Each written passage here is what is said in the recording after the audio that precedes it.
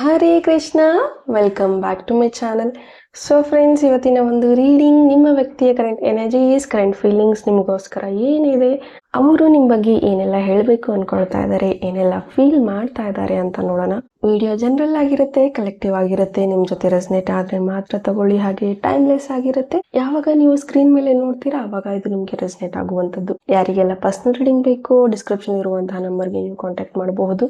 Open minded ಇಂದ ಈ reading ನೋಡಿ, take what resonates to you.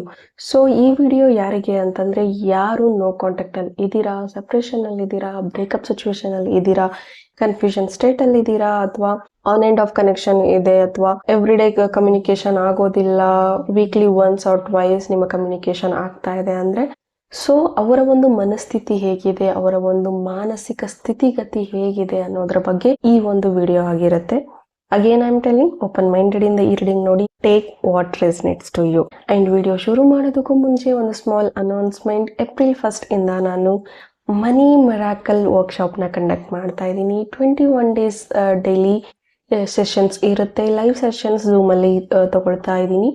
So interest ಇರೋರು, ನಿಮಗೆ ಫಿನಾನ್ಷಿಯಲ್ ಫ್ರೀಡಮ್ ಬೇಕು, ಮನಿನ ಈಸಿ ಅಂಡ್ ಎಫರ್ಟ್ಲೆಸ್ ಆಗಿ ಅಟ್ರಾಕ್ಟ್ ಮಾಡಬೇಕು, ಮನಿ ಸ್ಟೇಟ್ ಆಫ್ ಮೈಂಡ್ ಅಲ್ಲಿ ನಾನು ಇರಬೇಕು, ಕೆರಿಯರ್ನ ಎನ್ಹ್ಯಾನ್ಸ್ ಮಾಡ್ಕೋಬೇಕು ಅಂತ ಇಂಟ್ರೆಸ್ಟ್ ಇದ್ರೆ, ಸೊ ಈಗಿರುವಂತಹ ಆರ್ಥಿಕ ಪರಿಸ್ಥಿತಿನ ಇನ್ನೂ ಸುಲಭವಾಗಿ ಇನ್ನು ಬೆಟರ್ ಆಗಿಸ್ಕೊಳ್ಳೋದಕ್ಕೆ ಏನಾದ್ರೂ ಯೋಚನೆ ಮಾಡ್ತಾ ಇದ್ರೆ, ಒಂದು ಅಪರ್ಚುನಿಟಿಗೋಸ್ಕರ ನೀವೇನಾದ್ರೂ ಕಾಯ್ತಾ ಇದ್ರೆ, ಈ ಒಂದು ಮನಿ ಮಿರಾಕಲ್ ವರ್ಕ್ಶಾಪ್ ನಿಮ್ಗೆ ಅಂತ ಹೇಳಬಹುದು. ತುಂಬಾ ಕಮ್ಮಿಯಲ್ಲಿ ಈ ಒಂದು ವರ್ಕ್ಶಾಪ್ ನಿಮ್ಗೆ ಸಿಗ್ತಾ ಇದೆ. ನೀವು ಕೊಡುವಂತಹ ಸ್ಮಾಲ್ ಅಮೌಂಟ್ ನಿಮ್ಮ ಒಂದು ಲೈಫ್ ನ ಚೇಂಜ್ ಮಾಡುವಂತದ್ದಿದೆ. ಸೊ ಇಂಟ್ರೆಸ್ಟ್ ಇರೋರು, ಲೈಫ್ ನ ಚೇಂಜ್ ಮಾಡ್ಕೋಬೇಕು ಅನ್ಕೊಳ್ಳೋರು, ನೀವು ನನಗೆ ವಾಟ್ಸಪ್ ಮಾಡಬಹುದು. ನಂಬರ್ ಡಿಸ್ಕ್ರಿಪ್ಷನ್ ಅಲ್ಲಿ ಇರುತ್ತೆ. ಇಂಟ್ರೆಸ್ಟ್ ಇರೋರು ಜಾಯಿನ್ ಆಗಬಹುದು. Okay, so coming back to video, let's start the reading. So ಈ ಒಂದು ಫ್ಲೇಮ್ ನ ನೋಡ್ತಾ ನಿಮ್ಮ ವ್ಯಕ್ತಿಯ ಹೆಸರನ್ನ 3 ಬಾರಿ ತಗೊಳ್ಳಿ, ಸೊ ದಟ್ ನೀವು ಅವರ ಎನರ್ಜೀಸ್ಗೆ ಕನೆಕ್ಟ್ ಆಗ್ತೀರಾ. ಓಕೆ, ಹೇ ಪರಂಪಿತ ಪರಮಾತ್ಮ, ಹೇ Krishna, help me to guide, help me to guide, help me to guide.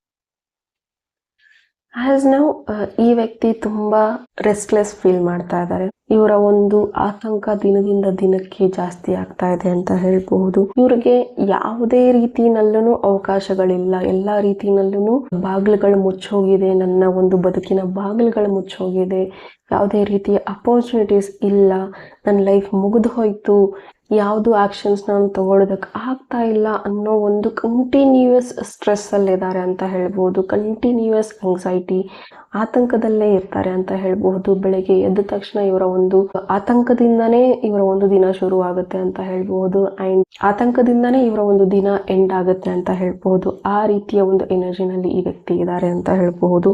And ಯಾವುದೇ ಕೆಲಸ ಮಾಡ್ಬೇಕಂದ್ರೂ ಎಲ್ಲವೂ ನನ್ನ ವಿರುದ್ಧವಾಗಿ ಹೋಗ್ತಾ ಇದೆ.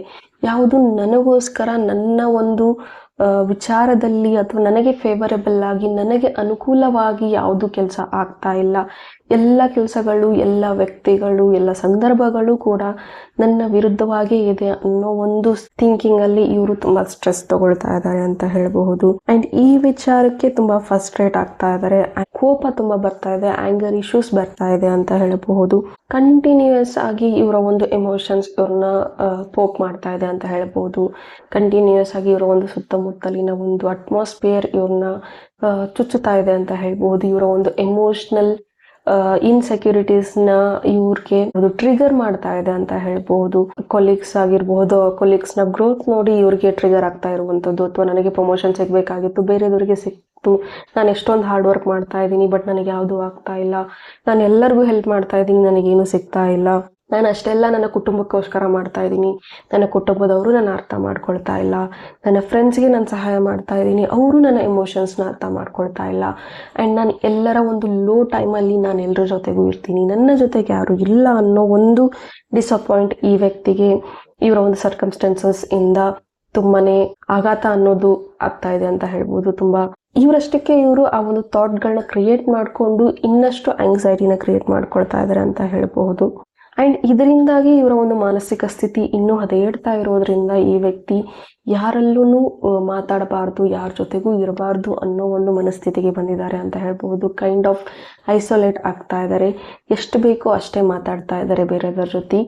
ಅದೇನಾದ್ರೂ ನೆಸೆಸರಿ ಇದೆ, ಮಾತಾಡಿದ್ರೇನೆ ಸಾಲ್ವ್ ಆಗುತ್ತೆ, ಮಾತಾಡಿದ್ರೇನೆ ನಾನು ಸರ್ವೈವ್ ಆಗಕ್ಕಾಗೋದು ಅನ್ನೋ ಇದರಲ್ಲಿ ಇದ್ದಾಗ, ಅಥವಾ ಇವ್ರ ಜೊತೆ ಮಾತಾಡಿದ್ರೆ ನನ್ನ ಕೆಲಸ ಆಗುವಂಥದ್ದು ಅಥವಾ ಸೊಲ್ಯೂಷನ್ ಸಿಗುವಂಥದ್ದು ಅಂದಾಗ ಮಾತ್ರ ಇವರು ಮಾತಾಡುವಂಥದ್ದು, ಅಥವಾ ಎಷ್ಟು ಕೆಲಸ ಇದೆಯೋ ಆ ಕೆಲಸಕ್ಕೆ ಮಾತ್ರ ಮಾತಾಡುವಂಥದ್ದು.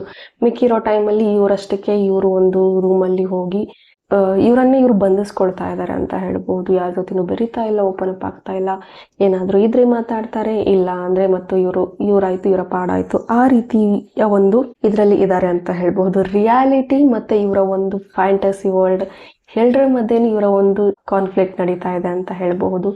ವಾಸ್ತವದಲ್ಲಿ ಇವರು ಹೆಚ್ಚಾಗಿ ಬೆರೀತಾ ಇಲ್ಲ, ಇವರ ಒಂದು ಓನ್ ಎಕ್ಸ್ಪೆಕ್ಟೇಷನ್ಸ್ ಇವರನ್ನ ಮುಳು ಮಾಡ್ಕೊಳ್ತಾ ಇದೆ ಅಂತ ಹೇಳ್ಬಹುದು. ಮೈಟ್ ಬಿ ಫ್ಯಾಂಟಸಿ ಆಗಿದ್ದಾರೆ ಅಂತ ಹೇಳ್ಬಹುದು, ಅಥವಾ ಈ ಮೂವಿಗಳಲ್ಲಿ ತೋರಿಸೋ ತರ, ರೀಲ್ಸ್ಗಳಲ್ಲಿ ತೋರಿಸೋ ತರ ಚಿಟ್ಕೆ ಹೊಡೆಯೋಷ್ಟರಲ್ಲಿ ಲೈಫ್ ಬದಲಾಗುತ್ತೆ, ಅಥವಾ ಇನ್ಯಾರೋ ಬಂದು ನಮ್ಮ ಲೈಫ್ನ ಚೇಂಜ್ ಮಾಡ್ತಾರೆ, ಯಾರೋ ಬರ್ತಾರೆ ಕೈ ಹಿಡಿದು ನಡೆಸ್ತಾರೆ ಅನ್ನೋ ಒಂದು ಇದರಲ್ಲಿ ಇವರನ್ನೇ ಇವರು ಮರ್ಕೊಳ್ತಾ ಇದ್ದಾರೆ, ಅಥವಾ ಡಿಪೆಂಡ್ ಆಗ್ತಾ ಇದ್ದಾರೆ ಯಾರಾದ್ರೂ ಬಂದು ನನಗೆ ಸಹಾಯ ಮಾಡಲಿ ಅಂತ.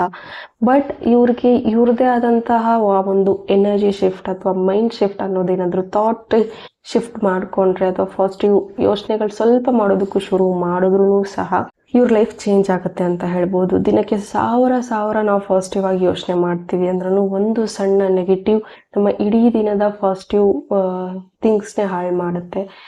ಅಂಥದ್ರಲ್ಲಿ ಈ ವ್ಯಕ್ತಿ 100ಕ್ಕೆ 99 ವಿಚಾರಗಳನ್ನ ನೆಗೆಟಿವ್ ಆಗಿ ಯೋಚನೆ ಮಾಡ್ತಾ ಇದ್ದಾರೆ. ಎಲ್ಲ ಒಂದು ಕಡೆ ಒಂದು ಪಾಸಿಟಿವ್ ಥಿಂಕಿಂಗ್ ಇವರ ಲೈಫ್ನ ಹೇಗೆ ಚೇಂಜ್ ಮಾಡೋಕೆ ಸಾಧ್ಯ ಅಲ್ವಾ? ಸೊ ಹೆಚ್ಚು ಇವರ ಒಂದು ಇನ್ನರ್ ವರ್ಕ್ ಮೇಲೆ, ಇವರ ಒಂದು ಮಾನಸಿಕ ಸ್ಥಿತಿ, ಇವರ ಒಂದು ಥಿಂಕಿಂಗ್ ಪ್ಯಾಟರ್ನ್ ಏನಿದೆ, ಆ ಲೂಪ್ ಏನಿದೆ ಅದನ್ನ ಚೇಂಜ್ ಮಾಡ್ಕೋಬೇಕಾಗಿದೆ. ಅಂಡ್ ಸಮ್ಟೈಮ್ಸ್ ಈವನ್ ಇದಕ್ಕೆ ಏನಾದ್ರೂ ಸೊಲ್ಯೂಷನ್ ಸಿಗುತ್ತೆ ಅನ್ನೋ ಕಾರಣಕ್ಕೆ ಸ್ವಲ್ಪ ಈಗೀಗ ಇತ್ತೀಚೆಗೆ ಒಂದು 3-4 ದಿನದಿಂದ ಮೆಡಿಟೇಷನ್ ಸ್ಟಾರ್ಟ್ ಮಾಡ್ಕೊಂಡಿದ್ದಾರೆ ಅಂತ ಹೇಳ್ಬಹುದು. ಪ್ರೇಯರ್ನ ಸ್ಟಾರ್ಟ್ ಮಾಡ್ಕೊಳ್ತಾ ಇದ್ದಾರೆ ಅಂತ ಹೇಳ್ಬೋದು. ಇತ್ತೀಚೆಗೆ ಟೆಂಪಲ್ಗಳು ಹೋಗೋಕೆ ಶುರು ಮಾಡಿದ್ದಾರೆ, just to get a peace ಅಂತ ಹೇಳ್ಬಹುದು. ಬಟ್ ಇದೆಲ್ಲ ಮಾಡಿದ್ರು ಅವರ ಒಂದು ಮೆಂಟಲ್ ಹೆಲ್ತ್ ಏನಿದೆ, ಅವರ ಒಂದು ಮಾನಸಿಕ ಸ್ಥಿತಿ ಏನಿದೆ, ಅದನ್ನ ಇವರಿಗೆ ಹೇಗೆ ಹ್ಯಾಂಡಲ್ ಮಾಡಬೇಕು, ಹೇಗೆ ಡಿಕೋಡ್ ಮಾಡಬೇಕು ಅಂತ ಇವ್ರಿಗೆ ಗೊತ್ತಾಗ್ತಾ ಇಲ್ಲ. ಅವರ ಸಿಚುವೇಶನ್ ಬೇರೆದವ್ರು ಇದ್ರೆ, ಅವರ ಜಾಗದಲ್ಲಿ ಬೇರೆ ಯಾರಾದ್ರೂ ಬಂದು ಈ ರೀತಿ ಆಗ್ತಾ ಇದೆ ಅಂತಂದ್ರೆ ಇವ್ರು ತುಂಬಾ ಚೆನ್ನಾಗಿ ಅಡ್ವೈಸ್ ಮಾಡ್ತಾರೆ. ತುಂಬಾನೇ ಥೆರಪಿಸ್ಟ್ಗಿಂತ ಬೆಟರ್ ಆಗಿ ಇವರು ಅವರ ಒಂದು ಲೈಫ್ನ ಸಾಲ್ವ್ ಮಾಡ್ತಾರೆ ಅಂತ ಹೇಳ್ಬಹುದು. ಅಷ್ಟರ ಮಟ್ಟಿಗೆ ಇವರಿಗೆ ನಾಲೆಜ್ ಇದೆ, ಅಷ್ಟರ ಮಟ್ಟಿಗೆ ಇವರ ಒಂದು ಸ್ಕಿಲ್ಸ್ ಇದೆ ಅಂತ ಹೇಳ್ಬೋದು. When it comes to them, ಅವರಿಗೆ ಪರ್ಟಿಕ್ಯುಲರ್ ಆಗಿ ಅವರ ಒಂದು ವಿಚಾರಗಳು ಅಂತ ಬಂದಾಗ ಓನ್ ಆಗಿ ಇವರ ಒಂದು ಥಾಟ್ ಪ್ರೊಸೆಸ್ಗೆ, ಇವರ ಲೈಫಿಗೆ ಅದನ್ನ ಇಂಪ್ಲಿಮೆಂಟ್ ಮಾಡ್ಕೊಳ್ಳೋದಕ್ಕೆ, ಅಳವಡಿಸ್ಕೊಳ್ಳೋದಕ್ಕೆ ತುಂಬಾ ಕಷ್ಟಪಡ್ತಾರೆ ಅಂತ ಹೇಳ್ಬೋದು. ಈವನ್ ಈ ವ್ಯಕ್ತಿಗೂ ಯಾರಾದ್ರೂ ಗೈಡೆನ್ಸ್ ಬೇಕು, ಯಾರಾದ್ರೂ ಲೈಫ್ ಕೋಚ್ ಅನ್ನೋರು ಈ ವ್ಯಕ್ತಿಗೂ ಕೂಡ ಬೇಕಾಗಿದೆ.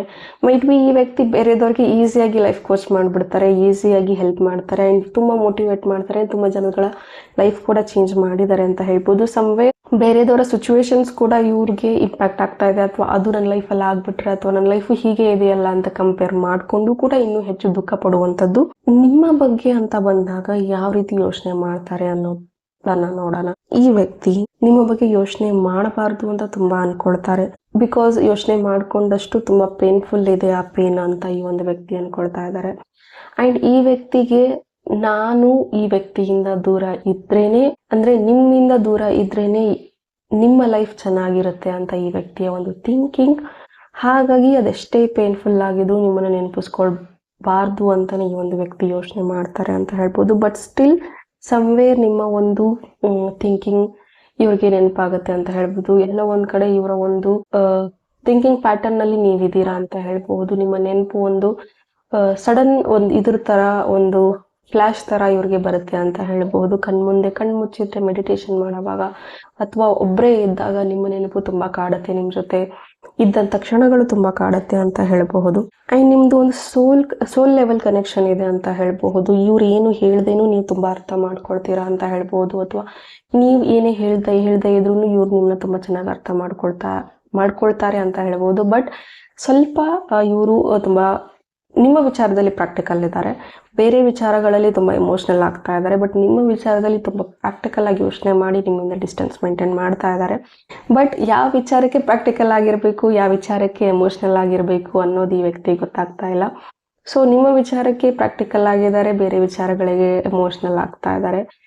ಅಂದ್ರೆ ಅದೇ ಅವರ ಒಂದು ಮಾನಸಿಕ ಸ್ಥಿತಿ ಆಗಿದೆ. ಯಾವ ಸಂದರ್ಭದಲ್ಲಿ ಯಾವ ತರದ ಥಿಂಕಿಂಗ್ ಇರಬೇಕು ಅಥವಾ ಯಾವ ರೈಟ್ ಡೈರೆಕ್ಷನ್ ಅಲ್ಲಿ ಯಾವ ಇದಕ್ಕೆ ನಾನು ಎಷ್ಟು ಎಫರ್ಟ್ ಹಾಕಬೇಕು, ಯಾವ ರೀತಿ ಯೋಚನೆ ಮಾಡಬೇಕು ಅನ್ನೋದು ಈ ವ್ಯಕ್ತಿಗೆ ಇಲ್ಲ. ಫಾರ್ ಎಕ್ಸಾಂಪಲ್ ಹೇಳಬೇಕು ಅಂದ್ರೆ ಒಂದು ಕೆರಿಯರ್ ಅಂತ ಬಂದಾಗ ತುಂಬಾ ಎಮೋಷನಲ್ ಆಗಿ ತಗೊಳ್ತಾ ಇದ್ದಾರೆ, ಪ್ರೀತಿ ಅಂತ ಬಂದಾಗ ಪ್ರಾಕ್ಟಿಕಲ್ ಆಗಿ ತಗೊಳ್ತಾ ಇದ್ದಾರೆ. ಸೊ ಪ್ರೀತಿ ಅಂತ ಬಂದಾಗ ಎಮೋಷನ್ಸ್ ಇರಬೇಕು, ಕೆರಿಯರ್ ಅಂತ ಬಂದಾಗ ಪ್ರಾಕ್ಟಿಕಾಲಿಟಿ ಇರಬೇಕು ಅನ್ನೋ ಒಂದು ಡಿಫ್ರೆನ್ಸ್ ಕೂಡ ಸಮಟೈಮ್ಸ್ ಈ ವ್ಯಕ್ತಿಗೆ ಅರ್ಥ ಆಗ್ತಾ ಇಲ್ಲ. ಆ್ಯಂಡ್ ಇವರಿಗೆ ನಿಮ್ಮ ವಾಯ್ಸ್ ಕೇಳಿಸ್ಕೋಬೇಕು ಅಂತ ತುಂಬ ಡೆಸ್ಪ್ರೇಟ್ ಆಗ್ತಾರೆ. ಕೆಲವೊಂದ್ಸತಿ ನಿಮ್ಮ ವಾಯ್ಸ್ ಇವರ ಒಂದು ಕಿವಿಯಲ್ಲಿ ಗುಣಗ್ತಾ ಇದೆ ಅಂತ ಹೇಳ್ಬೋದು. ನಿಮ್ಮ ಹೆಸರನ್ನ ಅವರ ಹೆಸರನ್ನ ನೀವು ಕರೆಯೋ ಥರ ಅವ್ರಿಗೆ ಭಾಸವಾಗುವಂಥದ್ದು, ನಿಮ್ಮ ವಾಯ್ಸ್ ರೆಕಾರ್ಡಿಂಗ್ಸ್ನ ಅವರು ಕೇಳಿಸ್ಕೊಳ್ಳುವಂಥದ್ದು, ಕಾಲ್ ರೆಕಾರ್ಡಿಂಗ್ಸ್ನ ಕೇಳಿಸ್ಕೊಳ್ಳುವಂಥದ್ದು. ಆ್ಯಂಡ್ ನಿಮ್ಮಿಂದ ದೂರ ಆಗಿರೋದು, ನಿಮ್ಮಿಂದ ಸಪ್ರೇಟ್ ಆಗಿರುವಂಥದ್ದು ಒಂದು ಅನ್ಬೇರೇಬಲ್ ಪೇನ್ ಅಂತಲೇ ಈ ವ್ಯಕ್ತಿ ಫೀಲ್ ಮಾಡ್ತಾ ಇದ್ದಾರೆ. ನನ್ನಿಂದ ಯಾವುದೋ ಒಂದು ಪಾರ್ಟ್ ಮಿಸ್ ಆಗಿದೆ, ನನ್ನ ಬಾಡಿನಲ್ಲಿ ಯಾವುದೋ ಒಂದು ಪಾರ್ಟ್ ಮಿಸ್ ಆಗಿದೆ ಅನ್ನೋ ಥರ ನೀವು ಇಲ್ಲದೆ ಇರುವಂತಹ ಬದುಕನ್ನು ಫೀಲ್ ಮಾಡ್ತಾ ಇದ್ದಾರೆ ಅಂತ ಹೇಳ್ಬೋದು. ಅಷ್ಟೊಂದು ಈ ವ್ಯಕ್ತಿಗೆ ಪೇನ್ ಕೊಡ್ತಾ ಇದೆ ಅಂತ ಹೇಳ್ಬೋದು. ಸೊ ಇದು ಸಾಲ್ವ್ ಆಗುತ್ತಾ ಆಗಲ್ವಾ ಅಂತ ನೋಡೋದಾದರೆ, ಇನ್ ಫ್ಯೂಚರ್ ಇವರ ಒಂದು ಮಾನಸಿಕ ಸ್ಥಿತಿ ಸರಿ ಹೋಗೋದಕ್ಕೆ ಇನ್ನಷ್ಟು ಕಾಲ ಬೇಕು ಅಂತ ಹೇಳಬಹುದು. ಆ್ಯಂಡ್ ಈ ವ್ಯಕ್ತಿ ಒಂದು ಜೂನ್ವರೆಗೂ ಇವ್ರಿಗೆ ಈ ಒಂದು ಮೆಂಟಲ್ ಫೇಸಿಂದ ಹೊರಗೆ ಬರೋದಕ್ಕೆ ಟೈಮ್ ಬೇಕು ಅಂತ ಹೇಳ್ಬಹುದು. ಆ್ಯಂಡ್ ಕಂಟಿನ್ಯೂಯಸ್ ಆಗಿ ನಿಮ್ಮ ಮೇಲೆ ಒಂದು ಕಣ್ಣಂತೂ ಇಟ್ಟಿರ್ತಾರೆ, ಸ್ಪೈ ಮಾಡ್ತಾನೆ ಇರ್ತಾರೆ. ನಿಮ್ಮ ಸೋಷಿಯಲ್ ಮೀಡಿಯಾ ಅದೆಲ್ಲವನ್ನು ಚೆಕ್ ಮಾಡ್ತಾ ಇರ್ತಾರೆ, ಬಟ್ ಮಾತಾಡೋಕೆ ಮುಂದೆ ಬರೋದಿಲ್ಲ.